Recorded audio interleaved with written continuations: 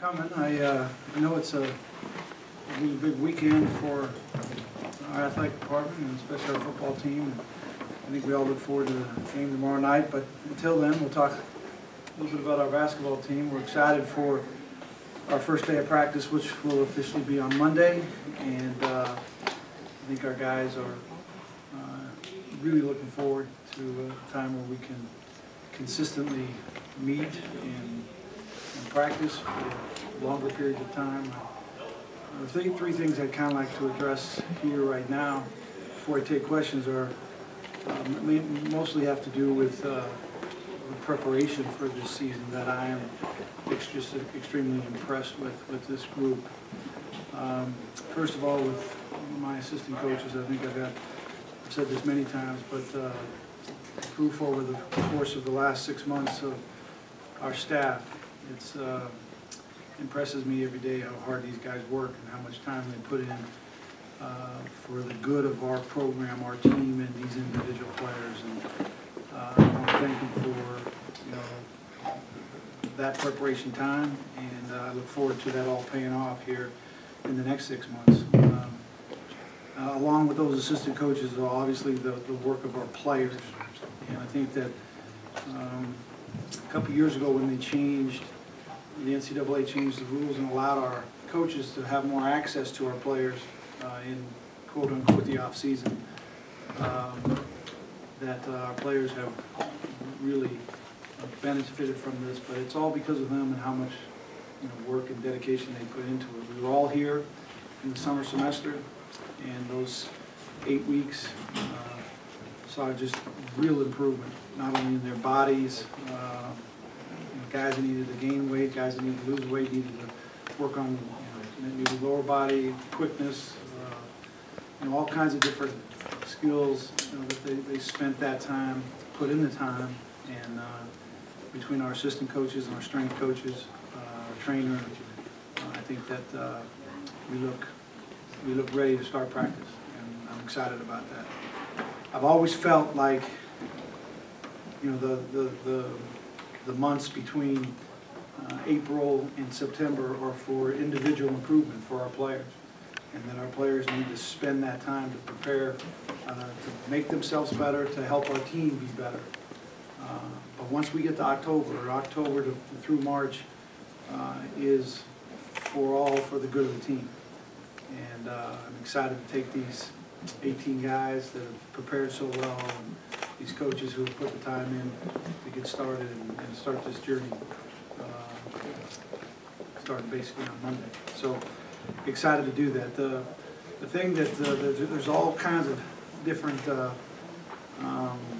areas that our staff is excited about with this group, as far as our front line, our depth, our guard, our experience. But what excites me the most starting point on Monday will be these 5 seniors that I have returning. And they not only are just great individuals and they love BYU and they've done so much for our program to this point, but they all have a special story to them and how they got here and what they've done since they've been here, and how that experience, they can share that with these guys. I've always felt like our job as coaches is to go out and recruit the best players that fit here, that will be a part of this program and help us improve. But what really makes the teams are the chemistry and the leadership. And I'm really excited for this year's leadership, because these 5 seniors will come every day with a piece of urgency to them and the finality of their career that maybe we didn't have in that locker room last year. And so I look forward to that, and I think that Anson and Sky and Josh and Nate and Ty will bring great experience and leadership to us every day. So with that, I'll take questions and look forward to a great season. Just a question about the roster size in terms of something that you haven't necessarily had at your disposal historically with quality players out there. Yeah, I think that talking to the team the other night, and the way that this roster has come together and what's put these players on this team at this time is unique.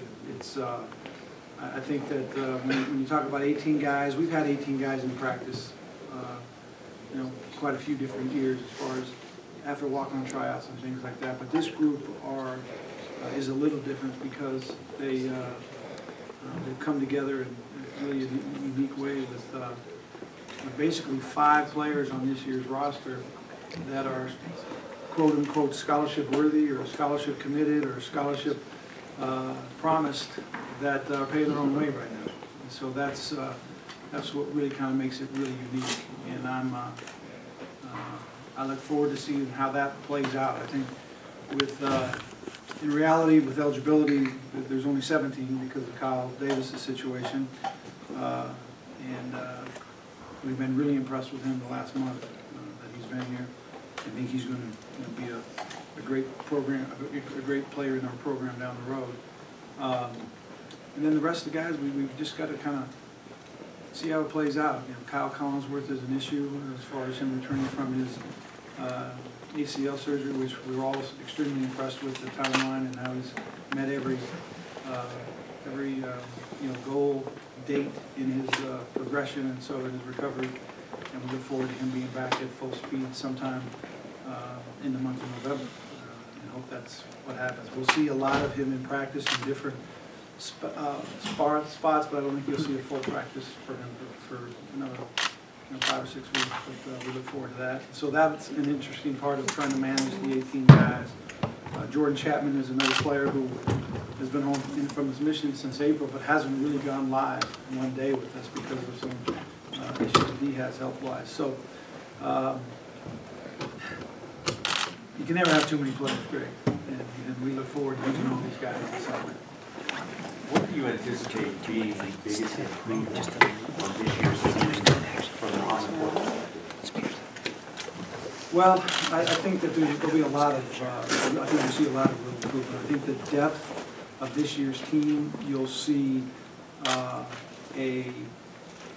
maybe a fresher, more energized, more emotional, more physical team. I really believe that the 10 guys that we had last year did an extremely phenomenal job in how they, navigated through that year with all the challenges that you have. I think you add, 4 or 5 really talented players, 6 talented players to that group of guys, and I think you'll see a real difference. I think that our physical nature of our team on our front line will be really improved because of the depth of our front line. And our guards have been good for years, so we'll continue to do that. Which of the newcomers are you counting on pretty heavily from the beginning? Well, right now, from tomorrow, from Monday when we start, it will be all of them. We'll see. I think that right now, you'll have a chance to talk to all of them, but they'll all probably act a little bit nervous, wondering what's going to happen and how it's going to work out. But I do believe there's real talent and there's a lot of really confident guys.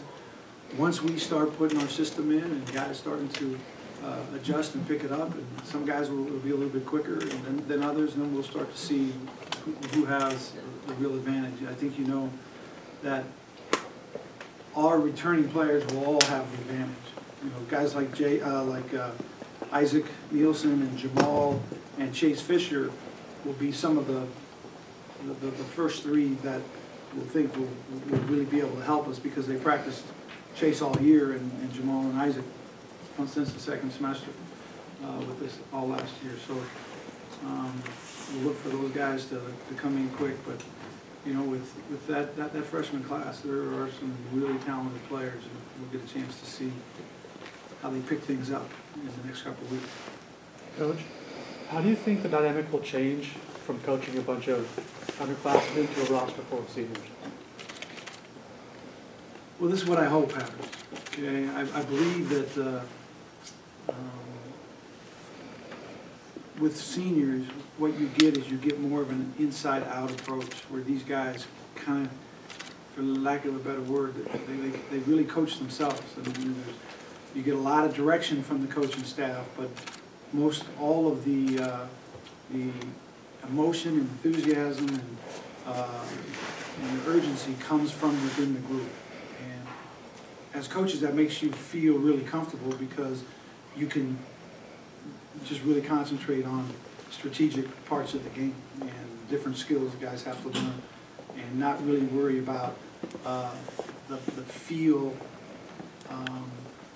you know, of all the guys. Those seniors, I think, can really help you take care of guys that are down a little bit, guys that are coming in after 3 full hard practices, and now we got to put the 4th one right, you know, back to back, and there's not a game for another 4 or 5 weeks. So those seniors can really help with those kind of issues to keep your younger guys a lot more consistent, and that's what I hope is the biggest difference. With Kyle, when he comes back in November, is there kind of a plan to ease him back into? He's in that process right now of easing back.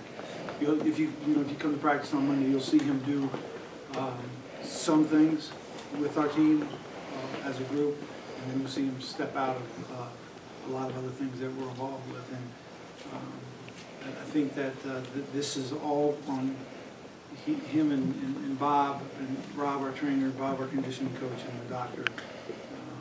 But right now he's had a great summer with no setbacks, and that's how we want to continue on this path.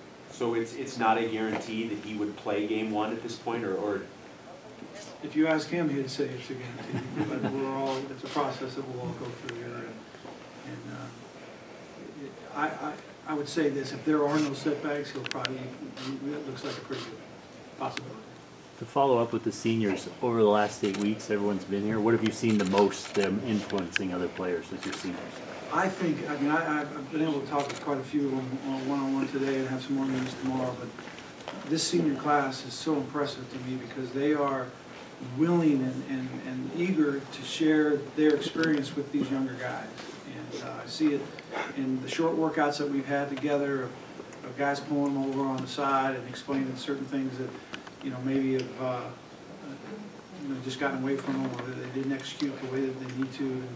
And you can tell when you get a group that are really concerned about other guys, especially other guys that are playing their position, that you've got a special group. I mean, usually it's, all right, you figure it out on your own and I'm going to go play. And when you figure it out, then we'll start to deal with each other, you know. But I really like it's a group of guys who, you've watched these seniors over the years. They are everyday guys. I mean, Anson Winder and Josh Sharp and Tyler Haas and Skylar, Nate, they're everyday guys. And they I think, they exude the core values of our program and our work ethic. And Nate's a guy that's on the floor as much as any guard you'll ever see. And those are special guys to find. And I think when you look at Anson's career and the times he started for us and the times that he's come off the bench and the big games that he's played in, Skylar, a huge game in a situation last year when we needed a win in the worst way, as bad as any win we've ever needed since I've been the coach here. We played San Diego in January in our place, and Skylar comes in and scores 28 points. And they've all got experiences that they can relate to, but what they really bring is they bring an everyday toughness to a group of, I think, really talented guys. How do you describe the Corbin Kafusi story to this point? Corbin Kafusi, I hope it turns out similar to Taysom Hill, where you just get a guy that says, I want to play on your team, and then he comes and shows up. And I think that Corbin is a guy who came back from his mission and started in the football routine and realized his body has really changed. And the thing that because Bronson and I actually talked about Corbin coming after the football season was over, and then how we were going to deal with December at that time. And a couple of weeks later, Corbin was in my office, and he said, Coach, this is how my day goes. I get up, this is what things I do, but all I really am looking forward to is 2 o'clock in the afternoon when I can play pickup ball with the guys. And I'm not really excited about gaining 40 or 50 pounds, which was the plan for him as a football guy. And he said, I just love basketball, I want to play. Is there any opportunity for me here? And I've always said that our players are our best recruiters, and in this case, I think that's obviously the case, because not only did they watch Corbin in pickup games and actually know that he had some real skill and talent that could help our team, but they actually made him feel welcome enough that he wanted to join our team right now. And I will tell you this, it was more of the perimeter guys that were excited about Corbin than some of the post guys.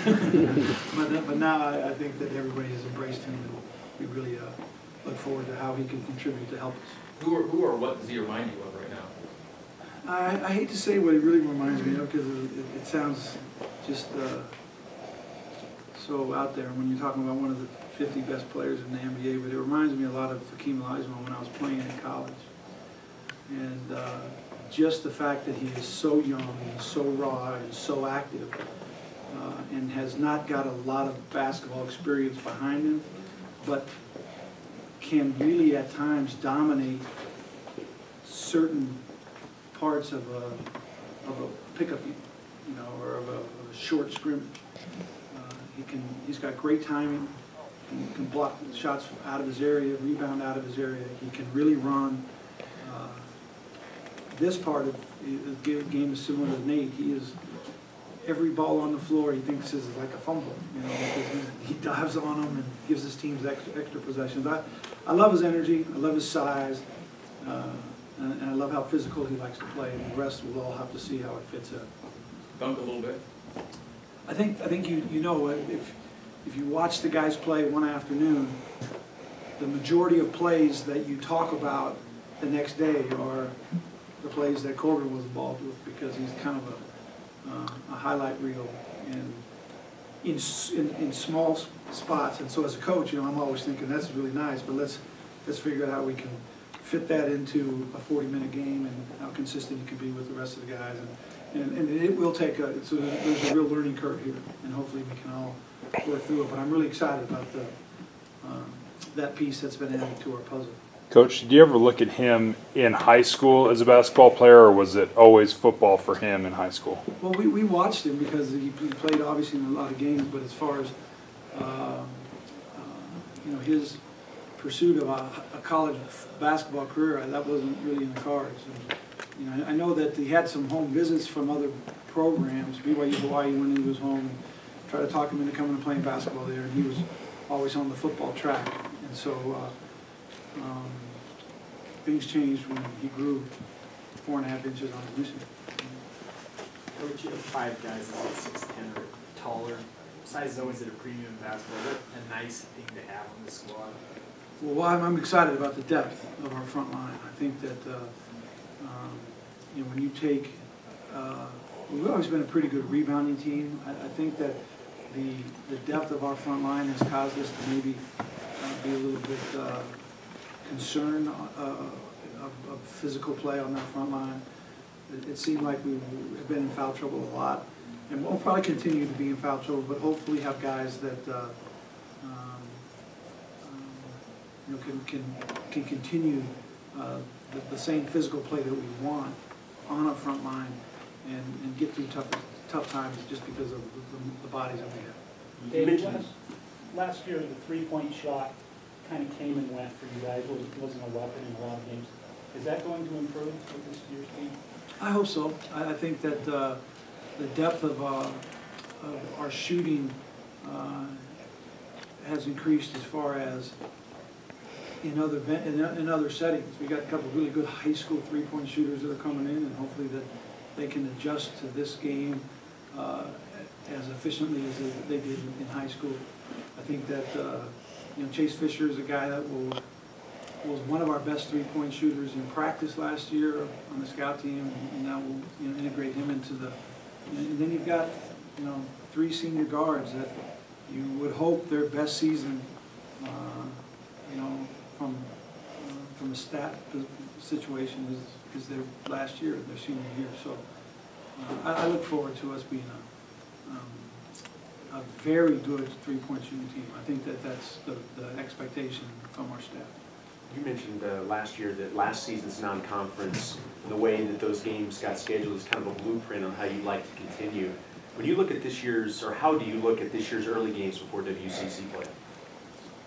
Well, this is really challenging preseason schedule, and I fully believe that our team will be prepared for this. I think that if you ask the seniors, they are really excited about the schedule. The Maui Classic obviously is the kind of the premier event of our non-conference schedule, and you know the guys will really look forward to that. But the 3 games before that will be a real challenge. But and then you look forward to December. December's schedule, preseason schedule, is we have an opportunity to make some real, real noise there, especially on the national level. I think that when you look at the teams that are in the Maui Classic and our first round matchup with San Diego State, that excites these guys. And the most important thing is to play those games and win them. And when that happens, then the whole spectrum of things kind of change during that year. And hopefully that's what we're about ready to jump in.